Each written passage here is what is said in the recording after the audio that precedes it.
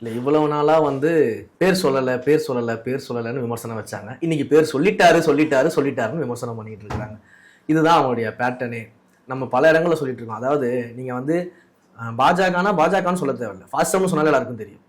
திமுகன்னு சொல்ல தேவையில்லை, பாயசம்னு சொன்னாலே எல்லாருக்கும் தெரியும். அப்படி ஒரு நிலைமையில தான் நம்ம தலைவர் அவருடைய பேச்சு எடுத்து வச்சுட்டு இருந்தாரு. அது நம்ம இன்னொரு பக்கம் பார்த்தோம்னா ஆட்சியாளர்கள் அப்படின்ற அந்த வார்த்தையை தலைவர் எப்பவுமே மென்ஷன் பண்ணுவார். ஏன்னா தனிப்பட்ட கட்சிக்கோ தனிப்பட்ட தலைவருக்கோ நமக்கு என்ன இருக்கு?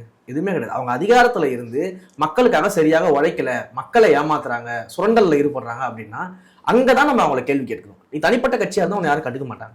அப்போ திமுக என்ற கட்சி இன்னைக்கு ஆட்சியாளராக இருக்கிற போது நம்ம தலைவர் என்ன பண்ணுவாருன்னா ஆட்சியாளர்கள் சொல்லி கேள்வி கேட்பாரு. ஏன்னா நம்ம ஆட்சி அதிகாரத்துல இருக்கிறாங்க, அதிகாரத்தில் இருந்து கூட நீங்க மக்களை ஏமாற்றக்கூடாது அப்படின்ற கான்செப்டை நம்ம ஆட்சியாளர்கள் சொன்னோம். ஆனா இதையே அவங்க என்ன பண்ணாங்கன்னா ஒரு நரேட்டிவா கொண்டு போய் அவர் பேர் சொல்ல பயப்படுறாரு அப்படின்னு. பயப்படுறவங்க திமுகன்னு சொல்றதை விட பாயசம்னு சொன்னாதான் நீங்க அதிகமா இவ்வளவு தூரம் கதறுவீங்கன்னு தெரிஞ்சுதான் எங்க தலைவர் சொல்லிக்கிட்டு இருக்கிறாரு.